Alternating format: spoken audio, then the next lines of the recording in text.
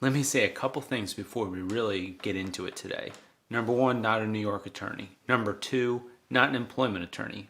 But number three, big Peloton user. Not just me, my dad's a huge Peloton user, my sister, lots of my friends use Peloton all the time. I love the content, and I've been a big fan of Daniel McKenna, aka the Irish Yank, since he started on the platform. He had great tread classes, which is the treadmill, great strength classes. They're really, really fun, and I really enjoyed his content. We found out a few weeks ago that he got terminated from Peloton. We found out yesterday as of when I'm filming this, but who knows when you're watching it, that Daniel McKenna sued Peloton Interactive and Jennifer Cotter, who's the chief content officer at Peloton. This is pretty big news for Peloton because they're not doing great right now. What does this all mean? Does this lawsuit have any chance? Let's talk about it.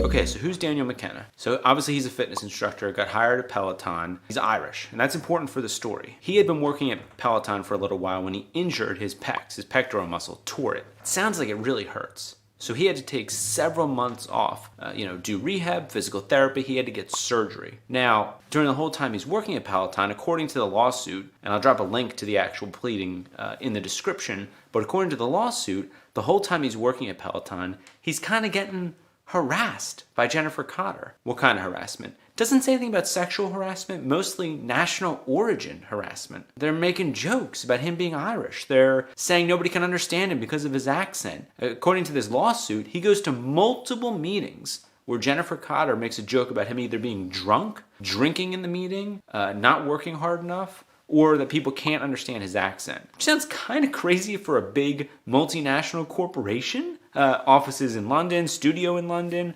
classes in Germany, the US obviously. Pretty intense allegations. So, that's kind of the relationship with him and the Peloton chief content officer, Jennifer Cotter, according to the lawsuit. They've got this relationship going on, and it's very tense, right? She, according to him, calls him out constantly, makes disparaging remarks to him in front of other employees, kind of puts him down, and it's not a good situation. She's kind of all over him. So at some point, he has a meeting with her or a phone call and says, look, we got to move past this. Like, you're treating me different than other employees and I don't like it. And sends her an email after the meeting, essentially saying, let's move forward. Glad we were able to talk. She responds, great, sounds good, onward and upward. Now, up until that point, reading this lawsuit, I'm 100% on McKenna's side, right? Sounds like not a good boss, not a good work environment. The lawyers for McKenna put a screenshot of that email into their complaint, and again, link below. In the email, we see that Daniel McKenna sends the email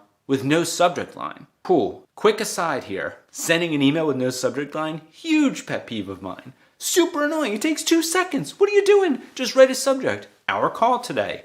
Touching base, whatever. Otherwise, you have all these emails in your outbox and your inbox with no subject. It's very hard to keep track of. Getting back to the lawsuit, though. He sends that email. They say onwards and upwards. Great. A little while later, he gets called into the office, and they tell him he's fired. No reason why. They say it's for cause, but they offer him a severance package of $130,000, which according to the lawsuit is 6 months' salary. For those of you not great at quick math, that means he's making $260,000 a year. So they offer him $130,000 to leave, even though they're also firing him and also saying it's for cause. According to the lawsuit, he doesn't take it, they fire him, and that's that until this lawsuit gets filed. He's asking for $1 million between compensatory damages and punitive damages. And again, I'm not a New York lawyer. I don't know what his chances are of getting $1 million.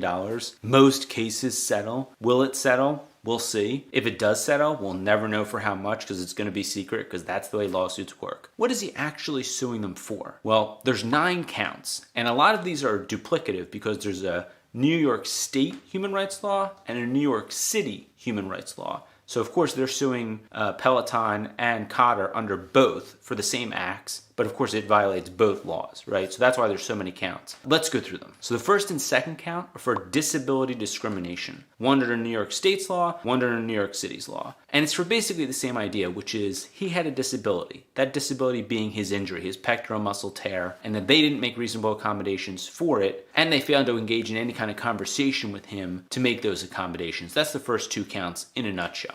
Counts 3 and 4 are for unlawful retaliation, one under the New York state law, one under the New York City law. And this is for after he comes back from leave, he claims that they retaliated against him, that they gave him different treatment because he had taken time off. He claims that they went so far as to say that they could fire him for taking that leave, even though he took leave due to a disability, which you can't do. Counts 5, 6, and 7 all have to do with national origin discrimination. So this is making fun of him for being Irish. This is giving him a hard time for being Irish. This is causing him a hostile work environment, again, just because of his national origin being Ireland. Which, again, huge company like this, I've said again a lot, but again and again, it just is very surprising. But it's also not that surprising. You hear a lot about the troubles that Peloton's having, and you kind of have to wonder what's going on behind the curtain. That's those counts. Counts 5, 6, and 7 are for national origin discrimination. And the allegations are pretty serious. You know, as I said at the beginning, making fun of him for drinking, making fun of him saying he can't control himself and he's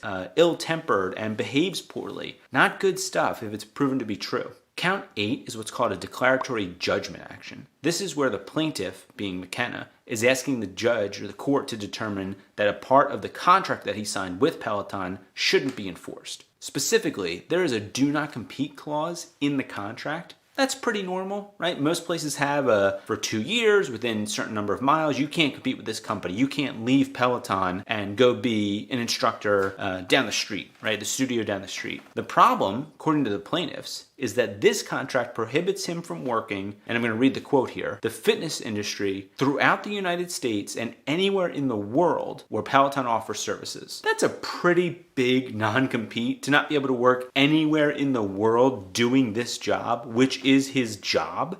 This isn't some random office job. This is a pretty specific job that he has, and he can't do it anywhere in the United States. Again, not a New York lawyer. Courts are not looking favorably on do not competes, which are overly broad, either geographically or in time. So that's going to be an interesting fight. The 9th and final claim is for breach of contract. McKenna is saying that Peloton had very specific rules in its contract about firing him for cause. Specifically, that he had to be given notice, 10 days notice of, hey, here's the reason we are going to fire you. Here's the cause. You have 10 business days to remedy it. That notice had to be in writing. Be given time to fix whatever it is that they're saying he's not doing right. He wasn't given notice in writing, and he wasn't given time to remedy anything. Seems like a pretty clear breach of contract action from my standpoint. So this was just filed yesterday. Today's the 13th. This was filed on the 12th. And the other side's going to have 20 days to respond, and then we'll see where it goes from there. There'll be discovery, of course. There'll be depositions. There'll be documents exchanged. And some of this might leak out. Some of it might not. Even though we're a criminal defense channel, please drop a comment below. Let us know. Subscribe so if we do talk about more of this Peloton legal drama, you'll be the first to know. I'm Josh Campson. I'm a criminal defense attorney with Miller, Turetsky, McLennan. Thanks for watching.